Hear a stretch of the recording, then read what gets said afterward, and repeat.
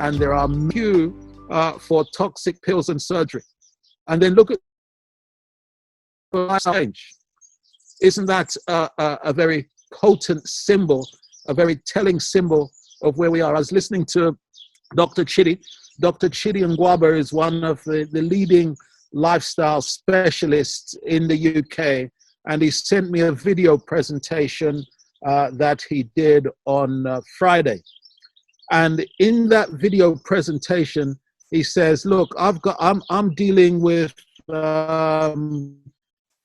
clients who have got heart disease, clients who've got diabetes and high cholesterol. And he says to them, guys, listen, I can help you. All you need to do, I can help you without drug medication. All you have to do is to change your lifestyle.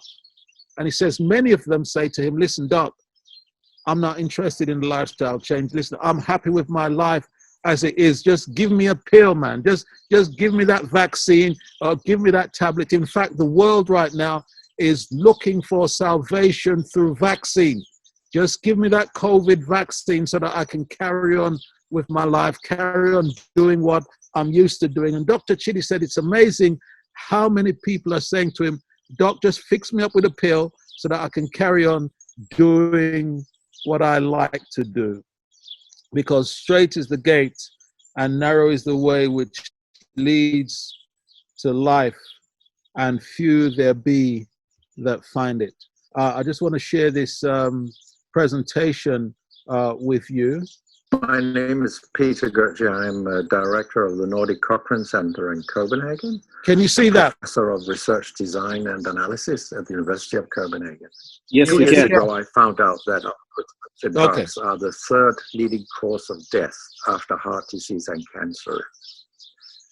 Our drugs kill around 200,000 people in America every year, and half of these people die while they do what their doctors told them. So they die because of the side effects. The other half die because of errors. And it's often the doctors that make the errors, because any drug may come with 20, 30, or 40 warnings, contraindications, precautions, and so on. No doctor in the world knows about all this. So they give patients drugs that they should not have given them, that interact dangerously with other drugs or food items or so on. And then the patients die. That's the other half. So the other thing, what the drug industry does, fulfills the criteria for organized crime in US law. And they behave in many ways like the mafia does. They corrupt everyone they can corrupt. They have bought every type of person, even including ministers of health in some countries. So there's a huge amount of corruption. In my country, for example, Denmark, we are regarded as having very little corruption. But yet we have thousands of doctors on industry payroll, although we are just 20,000 doctors. So this is an effective kind of corruption. The drug industry buys the professors first, then chiefs of department, then other chief physicians and so on. They don't buy junior doctors. So when several thousands are on industry payroll, it's really, really bad. And that's why I wrote my book, Deadly Medicines and Organized Crime, How Big Pharma Has Corrupted Healthcare. Okay, now you can go to YouTube and watch the rest of that presentation by Dr. Peter Gurtje. But it's a very telling statement that he is making, isn't it? You know, about what's happening with the drug industry. the responsibility for taking drugs is ours, not the doctors. You know, for years, I find that whenever I go to my doctor, if I have to go to my doctor in the UK, this is how it is. You before you even hit your bottom hits the seat, they're writing you a prescription. My doctor, what's this for? You know, and I will go home, and one of the first things I'm doing with that drug is I'm looking at the side effects. I'm looking at the side effects of it, and I'm saying, no, I'm not taking this thing. I remember when I was in South Africa, I had to go to the hospital. I had enlarged prostate. They said to me, you're too young for you know, you're too young to be having this. And so we did a biopsy, and then the doctor gave me some drugs. And I remember taking that tablet the night, and in the following morning, it was like somebody had kicked me in the rectum.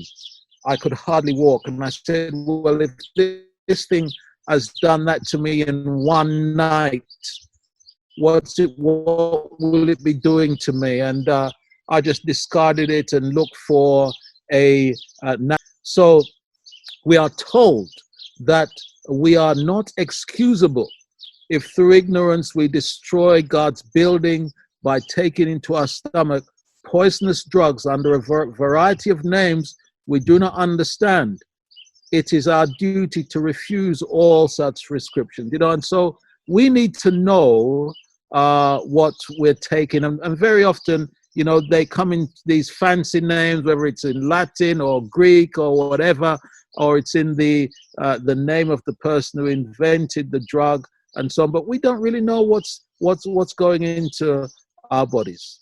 Disease, she says, can be successfully treated without drugs. So what about the use of drugs in an emergency? Let me just say this, beloved, we need to do everything we can to stay alive. So in an emergency, you can't be saying, pass me that carrot or reach for the ginger. You need to do what you need to do, drug medication, whatever, you need an operation, whatever. Your duty is to stay alive and work with your doctor until you are in that place where you can intelligently make a switch. And Ellen White says that drug use is permissible in an emergency. You know, we need to be wise, we need to be intelligent about these things. Eli Lilly, founder of one of America's largest drug companies, says, a drug with no side effects is no drug at all. Whoa, an amazing statement. A drug with no side effects is no drug at all. Did you listen to what Dr. Peter Goetze said? He said a lot of medications, they come with 20 to 30 contraindications, you know? So when you're taking, and let me explain to you what's happening. When we take drug medication, because it's systemic, you know, it's going into the system. And because it's not organic to the body, it has to break down the body's defense mechanisms in order to get in and begin to do its work. And it's closing down receptors, open up receptors, and all the sort of things. What is happening is that if you're taking, let's say you're taking a drug for your kidneys, because it is not organic to the body, it's doing that work on the kidneys, but it's having a negative effect on the rest of the system. You know, it's working against the other systems because it's not there for that. And there is no drug that you can take and say, well, this drug is going directly to the kidneys, or it's going to the pancreas, or it's going to whatever. It's systemic, so it's working on the entire body and working with one part of the body, but it's doing harm to the rest of the body. So you need to be looking at something which is organic. So the things that God has given to us, they are organic, and so they're healing the whole person and not just one part of the body. Notice Dr. Loomis, there is no difference between a drug and a poison except the dosage given. That's a phenomenal statement. There is no difference between a poison and a drug except the dose. Okay, drugs are poisonous substances which are either derived from poisonous plants or are manufactured synthetically in the lab. They do not change their nature regardless of what type of environment they are in.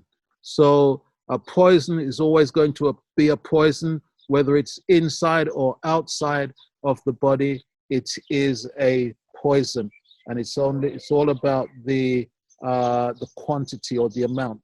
So notice this. I find this to be a very profound statement. A person cannot be poisoned into health. Poisons add disease problems instead of solving them. They are obviously less harmful in smaller amounts than in larger amounts, and lesser concentrations than in greater. Dr. Gunter he's written a book called Divine Prescription, and that's page 66. 1 Corinthians chapter 3 and verse 16, the Apostle Paul reminds us, don't you know that you are the temple of God and that the Spirit of God dwells in you? If anyone defiles the temple of God, God will destroy him, for the temple of God is holy, which temple you are. You have been bought at a price. Therefore, glorify God in your body and in your spirit, which are God's. And so, guys, we have been programmed. We have been programmed to reach for the medicine cabinet, to reach for the aspirin, to reach for the ibuprofen, to reach for the Fensic, whatever it is. That's the way we have been programmed. And we believe that these things are really helping us. But there is another way that God has in mind. Why go down to Ekron, beloved? You know, why are we going down to Ekron to do these things when there is a doctor, there is a physician that's in the house who has told us that we ought not to be doing these things? The Doctor's Materia Medica, this is the book or the Doctor's Bible that contains all these drug medication and drug remedies. It says in the preface, and this is Gunter again writing, he says, if it's not poison, it's not good for medicine. Mercy. If it's not poison, it's not good for medicine. And then Dr. Oliver Wendell Holmes from the 19th century, he says, I firmly believe that if the whole Materia Medica could be sunk to the bottom of the sea, it would be better for all mankind and the worse for all the fishes. Lord help us. Ellen White says it is contrary to the light that the Lord has been pleased to give. Listen, we don't hear these things from the pulpit. I grew up knowing that, as a young man, I knew that I did not like to take too much drug medication into my body. But if I got sick, I would reach for the aspirin. I'd reach for the Lemsip and whatever other medication, the night nurse or whatever there was. That's the way I function. You know, that's what we are programmed to do. But God has given us another way. The drugging business has done more harm to our world and has killed more than it has helped. Let me just say, Ellen White was writing in the 19th century. Drug was far worse than what it is today. They were doing people. If you go back there, you would see arsenic and strychnine, the stuff that they were using was just killing people. When you listen to Dr. Peter Gotzer, he's a 21st century physician, and he is saying still that the drugs are the third largest cause of killing in the United States behind heart disease and cancer. That's a phenomenal statement from a 21st century doctor. Drugs may suspend the vital activity of the body so that the symptoms appear, but they do not move the cause. They kill germs and patients too, but they do not eliminate bodily conditions which allow them to thrive and grow in the body. So what we're saying here, your body when your body begins to shut down, it's telling you that there is something wrong, okay? So when you've got bumps and pimples, when you've got, let's say you've got inflammation in the throat or whatever, the body is trying to heal itself. The body is telling you that there is something wrong. So what we do, we rush to the doctor and we get medication to push that thing back in. You know, the pimples, the bumps, that I want to see that. So I put some cream on it to push it back inside. Rid of those toxins, trying to tell you that there's something wrong. You know, if something goes inside the body, then we vomit it out because the body is saying, I don't want it. It shouldn't be here. Or we have diarrhea to get rid of that thing. You know, so that's the body trying to heal itself. So disease is really the body's way of, there's something here that I don't like and I'm trying to get rid of it, and we rush to the doctors to get something to push it back inside. You know, the diarrhea or the vomiting. No, I need to stop that. And the body really, God has designed us, the body is designed to heal itself, and the body is trying to get rid of that stuff either through the skin, through going to the toilet, the anus, or through whatever. It's just trying to heal itself, and we are in the business of suppression. We're trying to push it back in, keep it down, keep it quiet so that I can go to work and earn some more money. And that's all that drugs are doing. Drugs do not cure disease, but they do alleviate many of the symptoms of disease. They also often make the evidence of disease to disappear. They submerge or suppress disease so that one does not notice an inward or outward effect of the disease. So you're dealing with symptoms.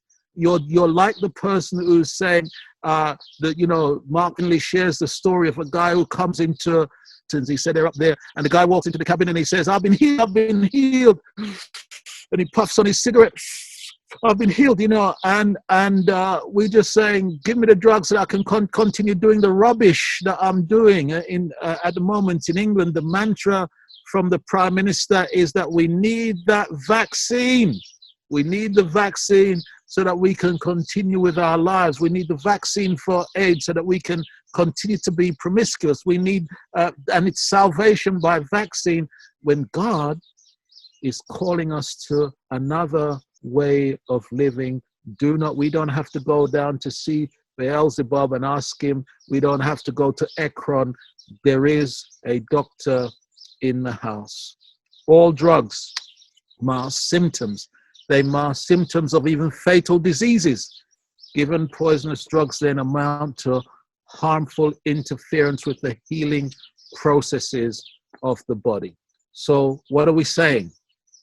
Drugs submerge, they suppress, they mask, they alleviate, but they are not curing. Dr. Herbert Shelton, again, he's a 19th century physician into the 20th century. Pain is a symptom of disease. What's pain?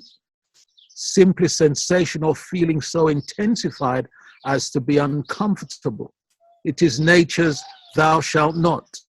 Dr. Oswald likened the suppression of pain to muffling the alarm bells during a conflagration. But it is worse than this. Suppression of pain not only muffles the alarm bells, it cripples the firemen. Lord, help us. So, please don't forget to subscribe to our YouTube channel to ensure that you're kept up to date with all our recent content. Here are 2 easy ways to do it.